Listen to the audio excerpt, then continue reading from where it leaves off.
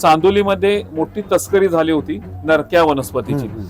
त्या नरक्या तस्करीवर मी मोठी मालिका लिहिली आणि तब्बल 20 कर्मचारी अधिकाऱ्यांची कारवाई झाली आणि ते निलंबित झाले. नुसतं धांगडधिंगा नाही किंवा दारू पिऊन गुटखा पिऊन डॉल्बीवर नाचणे ही शिवजयंती नाही आहे. ही जी गर्दी होती ती गड संवर्धनासाठी गेली पाहिजे. कस्तुरी सावेकर नावाची एक मुलगी होती, तर ती 2 वर्षापासून तिचे वडील घेऊन यायचे मोहिमेला. त्या मुलीनं 2 वेळा एव्हरेस्ट शिखर सर केला. तोफा पन्हाळ नगरपालिकेच्या दारात पडल्या होत्या. त्या तोफा धुण्यासाठी आम्ही घेतल्या, फोर्सनं पाणी मारलं, त्यातनं गुटख्याच्या पुड्या दारूच्या बाटल्या बाहेर आल्या छोट्या छोट्या.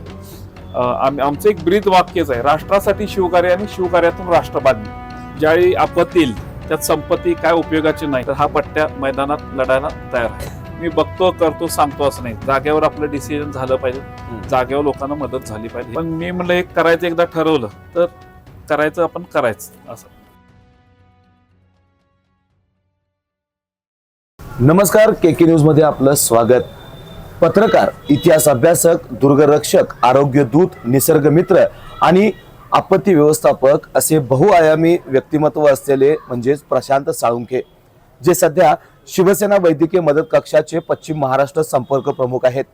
आज आपण त्यांच्याशी संवाद साधणार आहोत आणि त्यांचा पत्रकारिता ते वैद्यकीय संपर्क प्रमुख कक्ष हा जो काही संपूर्ण प्रवास आहे हा आपण जाणून घेणार आहोत आणि त्यांच्या दृष्टीनं सामाजिक सेवा नेमकी काय आहे हे देखील आपण आज जाणून घेणार आहोत. सर नमस्कार, केके न्यूज मध्ये आपलं स्वागत.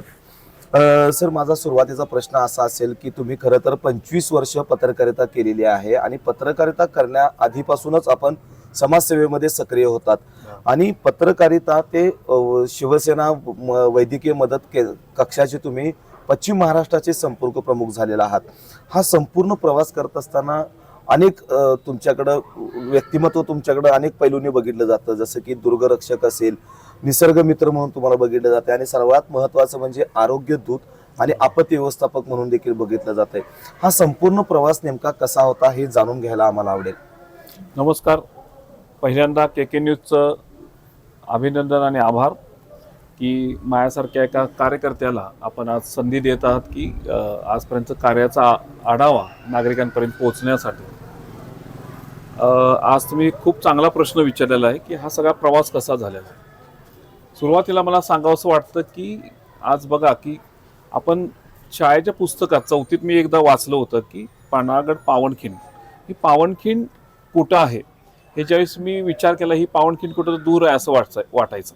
पण ज्यावेळी आम्ही शोध घेतला की ही पावनखिंड आपल्या कोल्हापूरमध्ये शाहूवाडीत आहे आणि त्यावेळेस खऱ्या अर्थानं वाटलं की ही पावनखिंड बघायला गेलं पाहिजे. पावनखिंड पाहिली, तिथला इतिहास अनुभवला आणि हे सगळं करत असताना आपल्यालाही वाटलं की आपण ही पावनखिंडच्या मार्गावर चाललं पाहिजे. सुरुवातीला आम्ही एक 13-14 सहकारी जात होतो आणि यातून मग वाटलं की महाराष्ट्र आणि जगाला ही पन्हाळ पावनखिंड मोहीम ही सांगणं गरजेचं आहे. आणि हे करत असताना एक सामाजिक दृष्टिकोन जो इतिहासाच्या बाबतीत तो तिथून सुरू झाला माझा प्रवास. माझ्या वयाच्या 5व्या वर्षी मी पहिल्यांदा रायगड बघितला. रायगड मला पूर्ण त्यावेळी रोपवे नव्हता, चालत गेलो. चालत गेल्यानंतर रायगडची महती जी आहे ती समजली. शिवाजी महाराज की जय का म्हणायचं हे त्या रायगडवर पायी चालल्यानंतर आपल्याला समजलं आणि त्यानंतर खऱ्या अर्थानं शिवाजी महाराजांच्या विषयी जी लहानपणापासून आस्था आणि जे गोडी निर्माण झाली ती तिथून माझी सुरुवात झाली वयाच्या 5व्या वर्षापासून. आणि त्यानंतर हे शाळेमध्ये पुस्तकामध्ये शिवाजी महाराजांचे ज्यावेळी धडे वाचणार त्यावेळेस ते पावनखिंड विषयी एक आपुलकी निर्माण झाली आणि तिथून खरा प्रवास जो सुरू झाला की एखादी किल्ल्यावर पायरी चढल्यानंतर सामायिक क्षेत्रात जी आपली सुरुवात झाली ती शिवाजी महाराजांच्या आदर्शाला धरून झाली. आणि ही सुरुवात होत असताना आम्ही जसं तुम्हाला सांगितलं की पन्हाळा पावनखिंड ही गेली 32 वर्ष मोहीम आम्ही अविरत राबवतोय भर पावसाळ्यात. आणि यातून एक सामाजिक दृष्टिकोन जो आहे, जो छत्रपती शिवाजी महाराजांचा जो दृष्टिकोन होता की रयतेला आपण उपयोगी पडलं पाहिजे, या पद्धतीनं माझा हा प्रवास सुरू झाला. खऱ्या अर्थानं पन्हाळा पावनखिंड मोहीम सुरू झाली आणि या 32 वर्षाच्या कालावधीत अनेक युवक घडले. मला आवर्जून सांगावं असं वाटतं की कस्तुरी सावेकर नावाची एक मुलगी होती, तर ती 2 वर्षापासून तिचे वडील घेऊन यायचे मोहिमेला. त्या मुलीनं 2 वेळा एव्हरेस्ट शिखर सर केला आणि कोल्हापूरच्या इतिहासात किंवा कोल्हापूर जिल्ह्याच्या इतिहासात एक मानाचा तुरा रोवण्याचं तिनं खूप मोठं काम केलं. आता हा सगळा 32 वर्षाचा प्रवास पाहत असताना यामध्ये सामाजिक क्षेत्राची जी आवड लागली तर ती आम्ही ते करत आलो. खूप लोकांना वेगवेगळी जी मदत लागते ती करत आलो. आता जसं तुम्ही वैद्यकीयचं मला म्हणला की असं असं वैद्यकीय क्षेत्रात तुम्ही आज सगळा हा प्रवास करताय. आता हा प्रवास करत असताना वैद्यकीय क्षेत्रात अजूनही खूप लोकांना मदत मिळत नाही. अजूनही आपण कुठेतरी कमी पडतो प्रशासकीय बाबीवर किंवा हॉस्पिटलच्या बाबीवर. बरोबर. शासनाच्या योजना आहेत पण योजना त्या पोहोचत नाहीत. या योजना पोहोचणे असेल, कुठल्या हॉस्पिटल मदत असेल तर अनेक गरजू रुग्ण असतात त्यांना माहीत नसेल. तर ह्या अनेक गरजू रुग्णांना आपण या माध्यमातून मदत करत असतो शिवसेना वैद्यकीय मदत कक्षाच्या माध्यमातून. आता ही वैद्यकीचा हा खूप मोठा प्रवास आहे. पण मला सांगावंसं वाटतं की जे आम्ही शिवराष्ट्र परिवार महाराष्ट्र जी संस्था आम्ही गेले 32 वर्ष राबवतोय, मी त्याचा संस्थापक अध्यक्ष आहे. शिवराष्ट्र परिवार जो आहे पूर्ण महाराष्ट्र आणि महाराष्ट्राच्या बाहेर पोहोचलेला आहे. शिवराष्ट्र परिवाराच्या माध्यमातून आमचं एक ब्रीद वाक्यच आहे, राष्ट्रासाठी शिवकार्य आणि शिवकार्यातून राष्ट्रबांधणी. बरोबर. म्हणजे हे जे ब्रीद वाक्यात आपल्याला लक्षात येईल की आपली ही व्यापकता किती आहे. मग आम्ही यामध्ये गड संवर्धन असेल, आपत्तीमध्ये काम असेल, वृक्षारोपण असेल, असं वेगवेगळं काम आपण त्यातनं करत आलो. आणि बघा गडकिल्ले मोहिमे किंवा इतिहासाच्या माध्यमातून माझा जो पत्रकारितेचा प्रवास सुरू झाला तो 1999ला सुरू झाला. पत्रकार मला ऍक्च्युली पोलीस खात्यात जायचं होतं पण त्या काळात जे काही गोष्टी घडल्या की पेपर फुटे असेल किंवा काही, मग त्यामुळं माझा तो दृष्टिकोन तिकडचा बदलून समाजासाठी आपल्याला काय तर करायचं म्हणून मी पत्रकारितेत आलो. 1999 पासून माझा जो प्रवास सुरू झाला त्याच्या आधी मी 3 छोट्या दैनिकाला काम केलं. 7 पेपर जे आहेत 7 साप्ताहिक अशा छोट्या छोट्या दैनिकाला काम केलं की आपला पाया घट्ट जर झाला तर आपण पुढं चांगलं काम करू शकतो. आज नुसतं पत्रकारितेचं शिक्षण न घेता आपण प्रॅक्टिकली नॉलेज, ज्यावेळेस आपण बातमी रस्त्यावर उतरतो जे समोर दिसते तेच आपण लिहिणं गरजेचं आहे. हे पत्रकारितेत माझे आमचे मार्गदर्शक सुधाकर काशीद असतील, सोपान पाटील असतील, विश्वास पाटील असतील आणि विठ्ठल पाटील असतील, या मंडळींच्या तालमीत पत्रकारितेत आम्ही कोल्हापुरात घडत गेलो. आणि स्पॉटवरची पत्रकारिता ही मी करत आलो. स्पॉटवरची पत्रकारिता करत असताना समाजात अनेक प्रश्न जे होते ते अनेक प्रश्न समोर दिसत होते. मग अनेक प्रश्न असतील ते मी त्या माध्यमातून मांडत गेलो. अनेक गुंडगिरीच्या माध्यमातून काही ठिकाणी अनेकांचा अन्याय होत होता, त्या गुंडगिरीलाही आळा घालण्याचं आम्ही काम केलं. मला आवर्जून सांगावंसं वाटतं की 2004, 5, 6च्या दरम्यान चांदोलीमध्ये मोठी तस्करी झाली होती नरक्या वनस्पतीची. हा खूप मोठा विषय जो होता तो त्या काळात गाजला होता.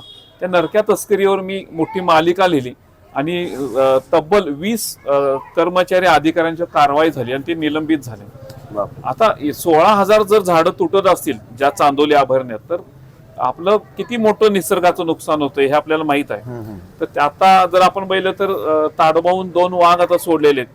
असा हा आदिवास पश्चिम महाराष्ट्राचा जो आहे तो सुरक्षित राहायला पाहिजे यासाठी माझं पत्रकारितेच्या माध्यमातून वेगवेगळ्या विषयावर कायम शरसंधान असायचं नेहमी. सर, खरं तर अनेक ज्येष्ठ पत्रकारांच्या मार्गदर्शनाखाली आणि अनुभवी पत्रकारांच्या मार्गदर्शनाखाली आपण आपली कारकीर्द सुरू केलेली होती आणि त्या कार्यकाळामध्येच तुमच्या लेखणीतनं तुम्ही अनेक सामाजिक प्रश्नांवर आवाज उठवलेला होता आणि त्या सामाजिक प्रश्न तडीला नेण्याचं काम, महत्त्वाचं काम तुम्ही केलेलं आहात. सध्या आपण शिवसेना वैद्यकीय मदत कक्षाचे पश्चिम महाराष्ट्राचे संपर्क प्रमुख आहात. शिवसेनेचे मुख्य नेते एकनाथजी शिंदे साहेब असतील किंवा खासदार श्रीकांतजी शिंदे साहेब असतील यांच्या माध्यमातून आपण अनेक रुग्णांना जो आहे तो आधार देण्याचा प्रयत्न केला आणि अनेक ठिकाणी तुम्ही आधार दिलेला देखील आहे. हे सगळं करत असताना तुमच्या नेमक्या भावना काय असतात आणि या कार्यकाळामध्ये असा कोणता एक क्षण होता जो तुम्हाला आत्मिक समाधान देणारा होता? बघा, हा एक खूप चांगला तुम्ही प्रश्न विचारलेला आहे. वैद्यकीय क्षेत्रात काम करत असताना खूप मोठं एक व्यापकता आहे की वैद्यकीय क्षेत्रात काम करत असताना खूप मोठं व्यापकता मी पाहिली की या ठिकाणी गरजू रुग्णांना ही मदत होणं गरजेचं आहे. आणि मला आवर्जून सांगावंसं वाटतं की 2013 पासून वैद्यकीय क्षेत्रात आम्ही काही बहुत छोटीशी मदत असेल ना पण आम्ही ते करत करत काम सुरू केलं. आपल्याला माहित आहे की मंगेश चिवटे हे गेले आणि तेही पत्रकारितेत अनेक वर्ष त्यांनी काम केलेलं आहे. त्यांची माझी ओळख ही साधारण 2005 पासून आहे.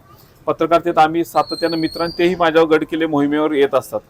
एक दोन पत्रकार महाराष्ट्रासाठी काय करू शकतात याचं चांगलं उदाहरण म्हणजे नक्कीच नक्कीच. मुख्यमंत्री सहायता निधी 2015 साली मंगेशजी चिवटे यांनी तत्कालीन मुख्यमंत्री देवेंद्रजी फडणवीस साहेब आणि आताही तेच आहेत, तर त्यांना म्हणजे त्यांना एक सगळं पूर्ण ते मुख्यमंत्री सहायता निधी वैद्यकीय सहायता निधीविषयी पूर्ण सांगितलं की हा विभाग सुरू करणं गरजेचं आहे, जेणेकरून आज बऱ्याच रुग्णांना औषधासाठी पैसे नाहीत, उपचारासाठी पैसे नाहीत, तर हा विभाग त्यांना सुरू करण्यासाठी भाग पाडलं.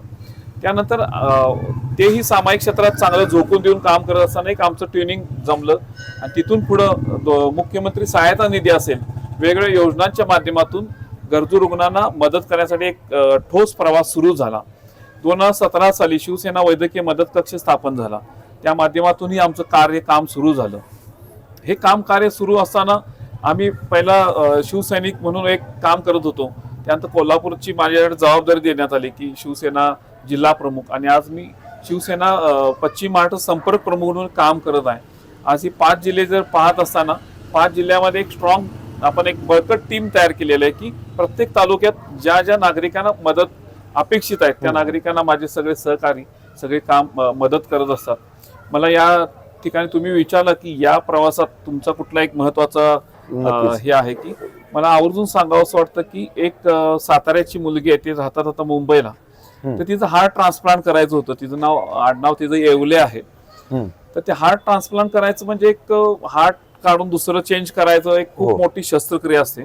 आणि यासाठी त्यांच्या समोर कर्जाचा डोंगर होता की बाबा हे पैसे उभा करायचे कसे 35-40 लाख रुपये.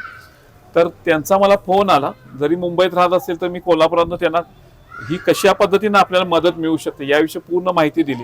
मुख्यमंत्री सहायता निधीच्या माध्यमातून आपण त्यांना मदत केली आणि त्या मुलगीचं हार्ट ट्रान्सप्लांट केलं.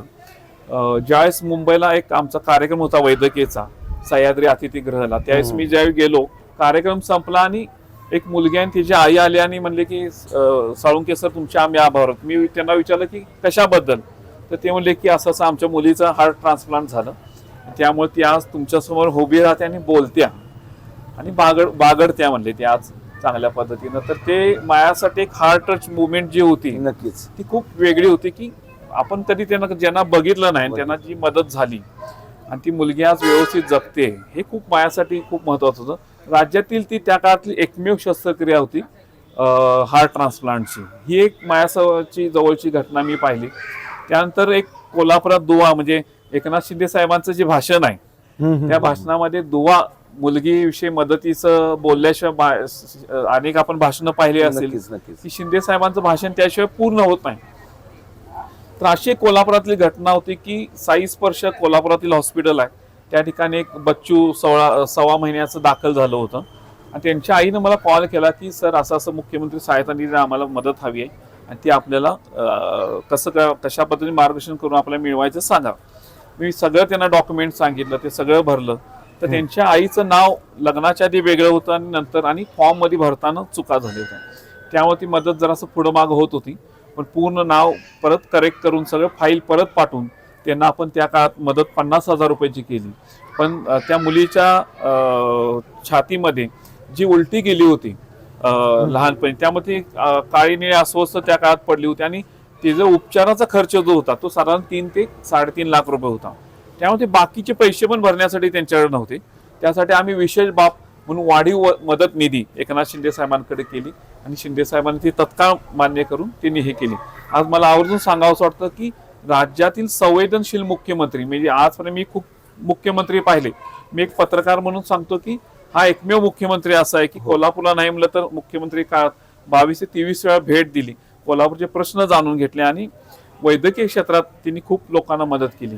आता अर्थात मध्यंतरी मुख्यमंत्री एकनाथ शिंदे साहेब ज्यावेळी होते तर त्या काळात शासन आपल्या दारी कोल्हापुरात कार्यक्रम होता आणि ते जे फरीद मकुबाई जे आहेत ते म्हणले की सर आम्हाला शिंदे साहेबांना आभारपत्र द्यायचं आहे. तर शासन आपल्या दारीच्या कार्यक्रमात त्यांना स्टेजवर त्यांनी विनंती केली की आम्हाला साहेबांना आभारपत्र द्यायचं आहे. तर बाळासह त्यांना घेऊन गेलो आणि शिंदे साहेबांची ज्यावेळी भेट झाली, शिंदे साहेब म्हणजे काय मदत पाहिजे आहे, तर ते म्हणले मदत मिळालेली आहे, तुमच्यामुळे माझ्या मुलीचा जीव वाचलेला आहे, त्यामुळे आम्हाला आता मदत नको म्हणले, आम्ही तुमचे आभार मानायला आलोय, हे आभारपत्र तुम्हाला द्यायला आलोय. तर हे आभारपत्र देतानाच आज तुमच्या साक्षीनं हिचं नाव तुमची आम्हाला आमच्या मुलीसाठी दुवा मिळाली, त्यामुळे आम्ही आज तिचं नाव आज दुवा ठेवतोय बापरे. तुमच्या साक्षीनं. आणि त्यावेळी हजारो जनसमुदाय होता कोल्हापूर, तिचं नामकरण त्यावेळी दुवा ठेवलं. आज ती दुवा मुलगीची एवढी अटॅचमेंट झाली की दररोज मला व्हिडिओ कॉल फोन केल्याशिवाय तिचा दिवस जात नाही. आज तिची आई फरीद मकूबाई ह्या पण आता शिवसेना वैद्यकीय मदत कक्षाचं कागल तालुका प्रमुख काम करतात. आपल्याला अडचण आली तर इतरांना अडचण येऊ नये नक्कीच. यासाठी वैद्यकीय मदतीसाठी त्या सक्रिय झालेल्या आहेत. ह्या दोन माझ्यासाठी खूप एक महत्वाच्या घटना होत्या. अशा बऱ्याच घटना आहेत की अनेकांना मदत केली, पण आता बऱ्याच ठिकाणी मी जात असताना माझी कोणाची भेटही नसते, पण ते प्रत्यक्ष म्हणतात की सर तुमच्यामुळे आम्हाला मदत झाली. हेही काही चांगले अनुभव येत असतात. नक्कीच तुम्ही ज्याप्रमाणे सांगितलं की एक संवेदनशील मुख्यमंत्री कसा असावा याचं एक उत्तम उदाहरण म्हणजे एकनाथ शिंदे साहेब आहेत. आणि त्यांच्याच मार्गदर्शनाखाली तुम्ही फक्त सेवार्थ, कोणताही स्वार्थ न बघता फक्त सेवा धर्म आपला बघत आज अनेक रुग्णांना तुम्ही आधारवड ठरलेला आहात. आणि ह्या सगळ्या गोष्टी करत असताना किंवा वैद्यकीय मदत कक्ष तुम्ही सांभाळत असताना ऐतिहासिक वसा आणि वारसा जतन संवर्धनाचं काम देखील तुम्ही मोठ्या प्रमाणात केलेलं आहे. यामध्ये कोणती अशी महत्वाची कामे आहेत की आज आपलं कोल्हापूर देखील ऐतिहासिक शहर मानलं जात आहे, पण आपल्या संपूर्ण महाराष्ट्रात छत्रपती शिवाजी महाराजांची भूमी आहे आणि या भूमीमधला जो ऐतिहासिक वसा संवर्धनाचं जे काही काम आहे ते तुम्ही कशा पद्धतीने केलं आहात? नक्की हा एक प्रश्न खूप छान आहे.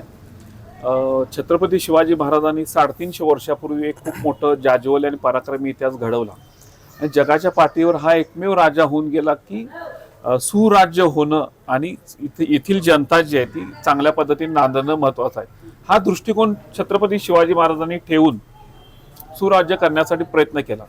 आज आम्ही गेले 32 वर्ष महाराष्ट्रातील गड किल्ले भटकंती करत आहे. तर ही भटकंती करत असताना आज अनेक गड किल्ल्यांच्या वेगवेगळ्या इतिहास घडल्या.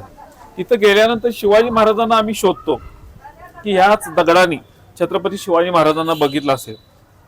तिथं गेल्यानंतर जो रोमांच उभा राहत असतो तो एक वेगळा आहे. त्यामुळं महाराजांचे हे जे गड किल्ले आहेत आज शिवाजी महाराजांना तुम्ही आम्ही बघितलेलं नाही, पण महाराजांचं हातापायाचे ठसे सिंधुदुर्गला आहेत. तर ते बरेच काळ ओपन होते, बरेच लोक त्यात पैसे टाकायचे, हात ठेवायचे, पण अशा ह्याच्यात ते घुमटीला आम्ही दरवाजा लावण्यासाठी विनंती केली की पुरातत्व त्यांनी लावलं. ते एक संवर्धित झालं. म्हणजे महाराजांच्या पाऊलखुणा ह्या संवर्धित होणं गरजेचं आहे. तसं पन्हाळगड आहे जिथं शिवाजी महाराजांनी संभाजी महाराजांची शेवटची भेट झाली. असा हा पन्हाळगड हा संवर्धित असणं गरजेचं आहे. बऱ्याच ठिकाणी पडझड होत आहेत, अनेक ठिकाणी झाडी वाढत आहे. म्हणजे ही पडझड होत असताना हा इतिहास पण पुढे जाऊन लुप्त होणार आहे. तर तिथं आम्ही शिवराष्ट्र परिवार महाराष्ट्राच्या वतीनं अनेक वर्ष संवर्धन करत आलो. अनेक तिथल्या वास्तू ह्या संवर्धित केल्या. याचबरोबर रांगणा किल्ला आहे, असे बरेच किल्ले संवर्धित करायचा आमचा प्रयत्न असतो. या पलीकडे जाऊन पन्हाळगडावर तोफा पन्हाळ नगरपालिकेच्या दारात पडल्या होत्या.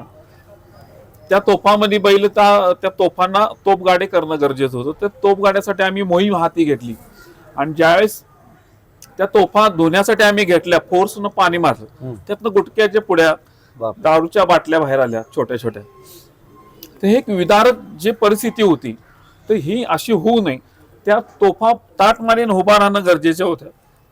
तर शिवराष्ट्र परिवारानं सर्व नागरिकांच्या माध्यमातून, सर्व शिवभक्तांच्या माध्यमातून 5 तोफांना तोफगाडे केले आणि ते लोकार्पण आम्ही पन्हाळगडावर केले. आज त्या 5 तोफा ताटमानेनं पन्हाळगडावर उभे आहेत. मला एक अभिमानानं सांगावंसं वाटतं. इतिहासाच्या बाबतीत जर बघितलं तर अजून एक महत्वपूर्ण तुम्हाला काम सांगावंसं वाटतं की वेल्हा तालुक्याचा राजगड तालुका झाला. शिवाजी महाराजांचा आवडता किल्ला म्हणजे राजगड किल्ला. महाराजांचं आयुष्य 50 वर्ष होतं, त्यापैकी 25 वर्ष राजधानी हा राजगड किल्ला होता. पण महाराष्ट्रातील मी म्हणतोय तर 95% लोकांना हा राजगड किल्ला कुठं आहे हे माहिती नव्हतं. त्यामुळे वेल्ह्याचा राजगड तालुका होणं काळाची गरज होती. ब्रिटिशांच्या काळात तो वेल्हा तालुका झाला होता आणि राजगडवर 25 वर्षाच्या काळात खूप मोठा अचाट आणि अफाट इतिहास घडला. हा इतिहास लोकांना माहित नाही. आणि राजगड किल्ला एवढा सुंदर आहे. मी वैयक्तिक त्या किल्ल्यावर 25 वेळा जाऊन त्यावर डॉक्युमेंटरी केली, हेलिकॉप्टर राईडचा उपक्रम घेतला आणि या तालुक्यातील 69 गावांचे एनओसी घेऊन जिल्हा परिषद ठराव घेतला. तिथं अजित पवार साहेबांचे, उपमुख्य अजित पवार साहेबांचाही मदत झाली. आणि त्याचबरोबर तत्कालीन आमचे मुख्यमंत्री, संवेदनशील मुख्यमंत्री माननीय एकनाथ शिंदे साहेब यांच्या कार्यकाळापासून आता सध्याचे मुख्यमंत्री देवेंद्र फडणवीस साहेबांच्यापर्यंत आम्ही खूप मोठा फॉलोअप घेऊन वेल्ह्याचा राजगड तालुका केला. हा वेल्ह्याचा राजगड तालुका का होणं गरजेचं होतं की हा किल्ला जगाच्या नकाशावर येणं गरजेचं होता. तो नकाशावर आला, हे खूप मोठं एक काम होतं. त्याचबरोबर संगम माहुली साताऱ्याच्या इथं आज जगाच्या पाठीवर जर पाहिलं की शत्रूला मोठा लढा जो दिला तर ताराराणींनी दिला. 7 वर्ष औरंगजेबशी लढा दिला आणि त्यांची समाधी ही तशीच पडून होती. तर शिंदे साहेबांनी साताऱ्यामध्ये जे वाघनखं आलीत तर त्या वाघनखेच्या कार्यक्रमात शिंदे साहेबांनी त्यासाठी निधीची तरतूद केली आणि आता ती समाधी ही खूप चांगल्या पद्धतीने होणार आहे. ही ऐतिहासिक कामं जी आहेत ही होणं खूप महत्त्वाची होती.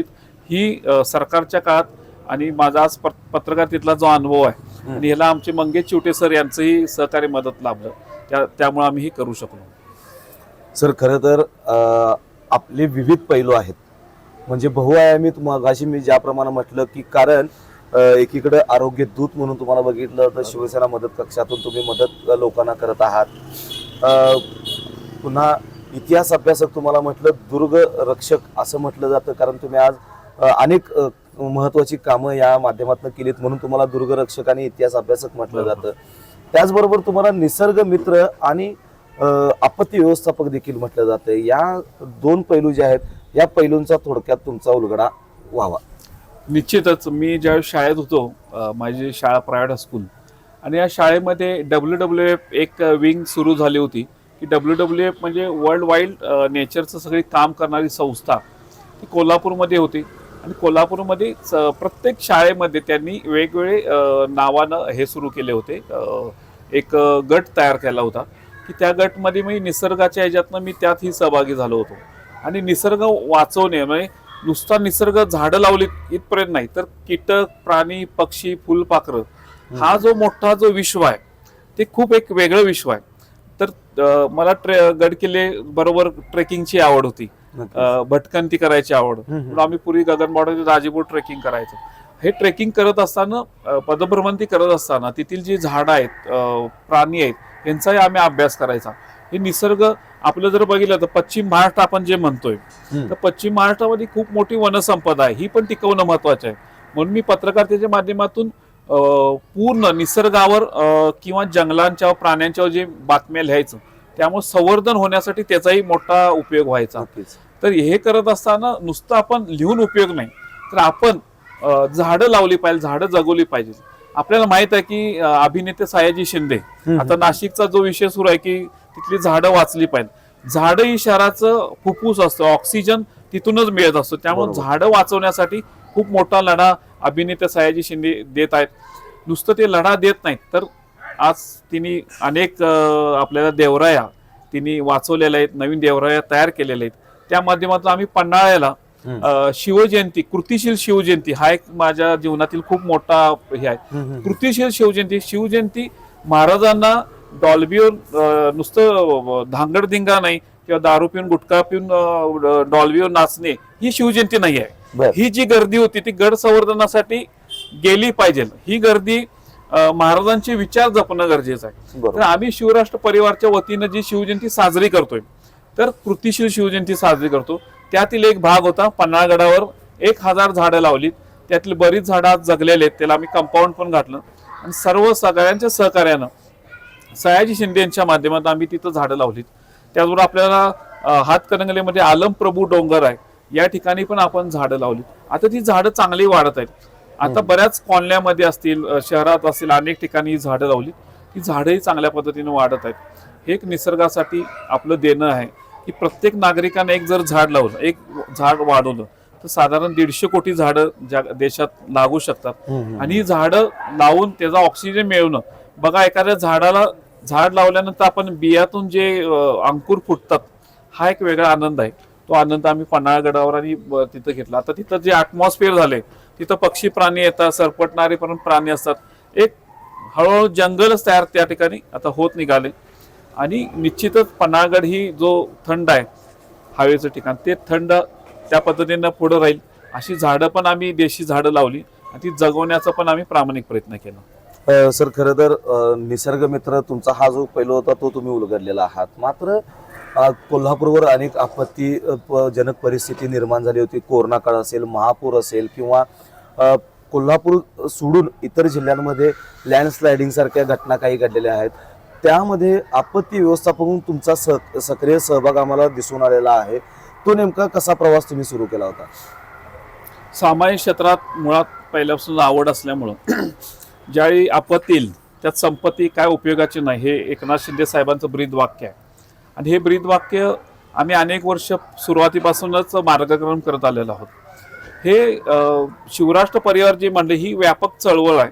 शिवराष्ट्र परिवाराच्या वतीनं आम्ही वेगवेगळ्या अँगलनं खूप कामं केली. त्यातील एक होतं की कोल्हापूर ज्यावेळी संकट आलं, ज्या आपण कोल्हापूर चारी बाजूनं 2019 साली वेढलं गेलं, त्यावेळेस बाहेरचा माणूस आत येत नव्हता आणि आतला माणूस बाहेर जात नव्हता.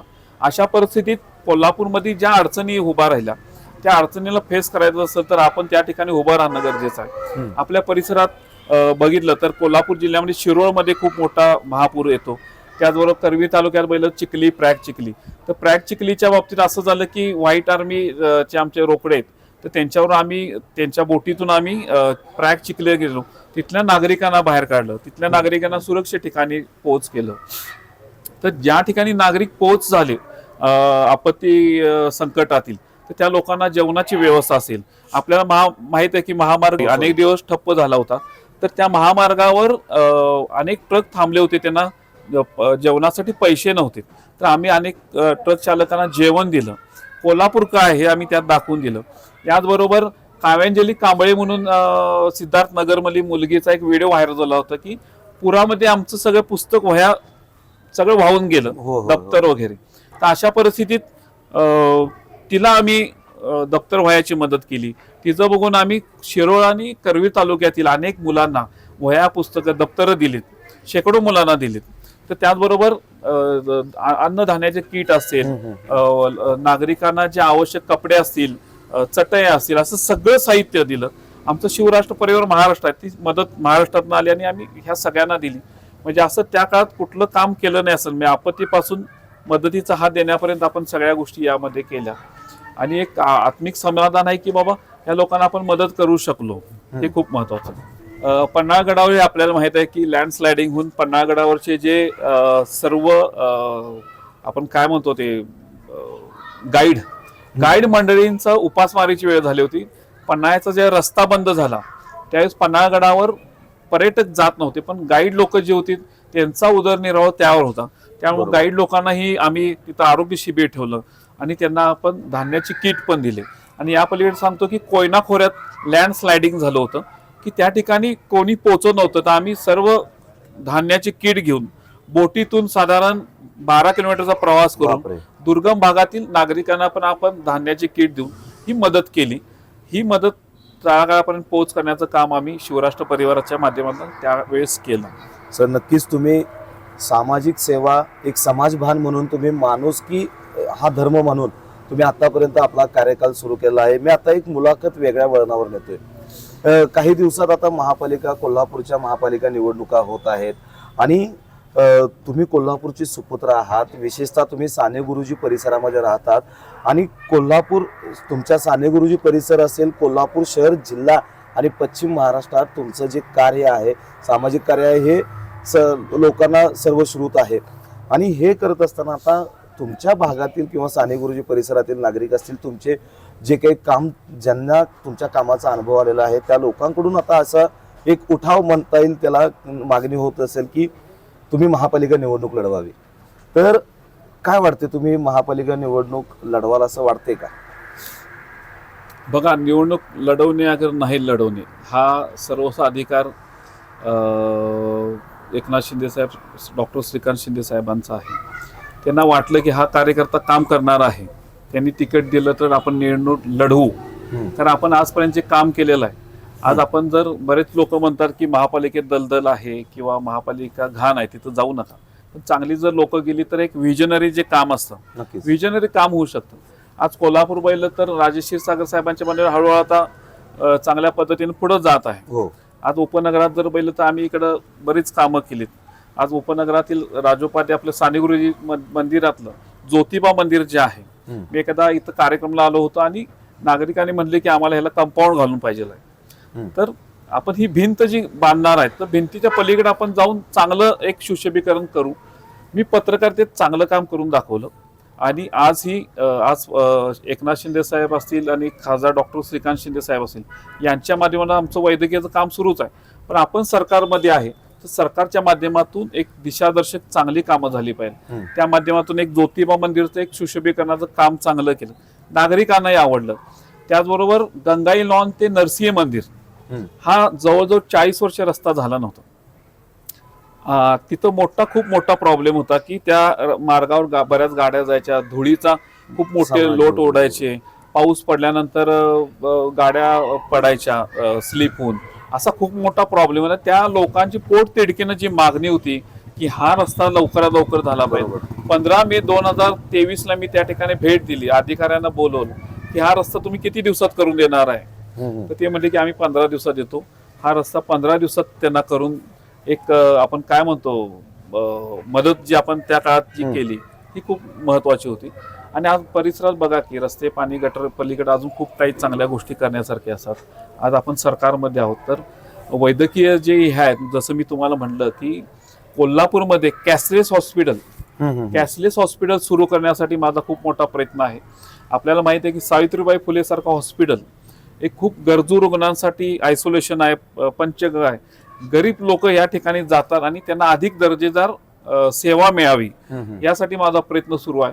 त्या ठिकाणी एक कॅशलेस भव्य दिव्य हॉस्पिटल उभा करून तिथं गेल्यानंतर कुठल्याही उपचारासाठी असेल, औषधासाठी असेल, कुठलेही पैसे न देता प्रत्येकाचे उपचार झाले पाहिजे, हे एक माझं व्हिजन आहे. मी मध्यंतरी आता आपल्याला माहिती आहे की ताराराणी रणरागिणी ताराराणी कोल्हापुरातनं जो उठाव केला स्वराज्य रक्षणासाठी, आपल्याला माहित आहे की एकमेव जगातील स्त्री आहे की औरंगजेबला लढा देऊन स्वराज्य वाचवण्यासाठी खूप मोठं काम केलं. ते आपलं ताराराणी पुतळा चौक जो आहे ते एक चांगला सुशोभीकरण झालं पाहिजे. कारण ताराराणींचं हे 350 वर्ष आहे जयंतीचं, तर ताराराणींचं इथं एक सुशोभीकरण झालं पाहिजे. मी आमदार राजेश क्षीरसागरनाही विनंती केली की आपण हे केलं पाहिजे, तर ते एक सुशोभीकरण झालं पाहिजे. आणि ताराराणींची जी समाधी साताऱ्याच्या ठिकाणी आहे तर त्याचंही आता ते होईल सुरू. तर इतिहासाच्या प्रती तेही आपले एक सामाजिक बांधिलकी आहे. कोल्हापूरची कुस्ती आपल्याला माहित आहे की शाहू महाराजांनी खासबाग उभा केलं आणि तिथं आजपर्यंत सगळ्या कुस्त्या वगैरे चालतात. पण ह्या कुस्तीचा इतिहास जिवंत राहण्यासाठी कुस्तीचं जे काही यापूर्वी ज्या मोठमोठ्या कुस्त्या झाल्या तर त्याचा इतिहास आहे. बाहेरचे पर्यटक खूप लोक येतात, पण आज अंबाबाई, भवानी मंडप आणि काही ठिकाणं सोडलं तर काही नाही. तर या ठिकाणी वॅक्स म्युझियम होण्यासाठी आपण एक 10 कोटीचा जो निधी आहे तो कलेक्टर ऑफिसला आलेला आहे. आणि यापुढे आपल्या मिरजकर टिकटीच्या या ठिकाणी खासबाग सांस्कृतिक संकुल एक वॅक्स म्युझियम म्हणजे कुस्त्यांचं, आणि तिथं जो इतिहासाच्या बाबतीत पूर्णपणे हे जे लेखाजोखा असेल ते येणाऱ्या पर्यटकांना ते त्या ठिकाणी पाहायला मिळेल. त्याच्या मागे आपल्याला भव्य दिव्य जे महाराजांनी उभा केलेलं मैदान आहे ते पण पाहायला मिळेल. एक हे मोठं काम आपण आता करतोय. त्याच पलीकडं पन्हागड पावनखिंडला जसं मी तुम्हाला सांगितलं की 32 वर्ष आम्ही जातोय, तर या ठिकाणी ज्या माता भगिनी या मोहिमेला येतात बघा, उद्याची जिजाऊ घडण्यासाठी, ताराराणी घडण्यासाठी गड किल्ल्यांवर गेलं पाहिजे, या पदभ्रमंती केल्या पाहिजे, तिथला इतिहास अनुभवला पाहिजे, निसर्ग अनुभवला पाहिजे. यासाठी अनेक महिला पण या गड किल्ल्याच्या ह्या पन्हागड पावनखिंड मोहिमेच्या मार्गावर चालत असतात. पण या ठिकाणी त्यांची सर्वांची व्यवस्था राहण्याची व्यवस्थित व्हावी यासाठी 2 वर्षापूर्वी खासदार डॉक्टर श्रीकांत शिंदे यांनी एक सर्वांना विश्रांती गृह बांधून देण्याचं अभिवचन दिलं. त्याचं काम सुरू झालेलं आहे. ह्या 1-2 महिन्यात ते पूर्ण काम पूर्ण होईल. त्यासाठी एकनाथ शिंदे साहेबांनी 15 कोटीचा निधी दिला. आज त्या ठिकाणी सुसज्ज 3 हॉल आता उभा राहत आहेत. आणि येणाऱ्या काळात जुलै महिन्यात यावरच्या पन्हागड पावनखिंडच्या सर्व शिवभक्तांना रणरागिणीला या ठिकाणी मुक्काम करायला मिळेल. त्या ठिकाणी इतिहासाचा जो जाज्वल्य पराक्रम आहे, अनेक व्याख्यान असतील पवाड्याच्या माध्यमातून तिथं त्यांना ऐकायला मिळेल. हे मला आवर्जून या ठिकाणी सांगावंसं वाटतं की निवडणूक नागरिकांनी म्हणले लढवावी, पण निवडणूक लढवाई का नाही हा सर्वस्व अधिकार एकनाथ शिंदे साहेब, खासदार डॉक्टर श्रीकांत शिंदेचा आहे. तिने जर तिकीट दिलं तर आपण निश्चितच लढू. आणि मी आजपर्यंत प्रामाणिकपणे काम केलेलं आहे, यापुढेही प्रामाणिकपणे आपल्याला काम करायचं आहे. येणाऱ्या निश्चित आपण कोल्हापूरसाठी काय तर करणं गरजेचं आहे. कारण आज आपण बघितलं तर कोल्हापूरमध्ये प्रवेश जो आहे तो गांधीनगरच्या बोळातून होतो. बरोबर. ही कोल्हापूरची लायकी नाहीये. कोल्हापूरमध्ये भव्य दिव्य प्रवेश झाला पाहिजे. कोल्हापूरमध्ये आल्यानंतर ताराणींचं सुशोभीकरण चांगलं दिसलं पाहिजे. शाहू महाराजांच्या माध्यमातून कुस्तीचं मैदान, तिथं सांस्कृतिक संकुल चांगलं उभा राहिलं पाहिजे. अजून कोल्हापूरसाठी करण्यासारख्या खूप काही गोष्टी आहेत. लहानांपासून ते ज्येष्ठांपर्यंत खूप काही करण्यासारख्या गोष्टी आहेत. या ठिकाणी मी आता सानेगुरी असेल, ह्या भागात असेल, अनेक ठिकाणी बऱ्याच ठिकाणी अंधार असायचे. या ठिकाणी आपण विद्युती रोषणाई पण आपण केली. तर ह्या पलीकडची आउट ऑफ बॉक्स जाऊन काम करणं गरजेचं आहे. ती आहेत. आता ज्येष्ठ नागरिक आहेत तर ज्येष्ठ नागरिकांसाठी ठिकठिकाणी बसण्यासाठी विरंगा केंद्र असेल, अनेक मैदान आहेत. ती मैदानं हिरवळ नाही, ती हिरवळ झाली तर लहान मुलं खेळू शकतील. त्याचबरोबर लहान मुलांसाठी विरंगुळा केंद्र असेल, योगासाठी आपल्याला योग मंदिर असेल. या असे बरेच काही गोष्टी करण्यासारखे आहेत. म्हणजे आपण नेहमी काय बनतो की गटर, रस्ते, पाणी ह्या, तर या पलीकडे या ठिकाणी प्रत्येक नागरिकाला आरोग्य सेवा मोफत झाली पाहिजे. घर टू घर आरोग्य सेवा देण्यासाठी माझा प्रामाणिक प्रयत्न असणार आहे. तो प्रयत्न यापुढे दिसेल. निश्चित मला एकनाथ शिंदे साहेबांनी, खासदार डॉक्टर श्रीकांत शिंदेनी संधी दिली तर हा पट्ट्या मैदानात लढायला तयार आहे. हा पट्ट्या आता मैदानात लढायला तयार आहे.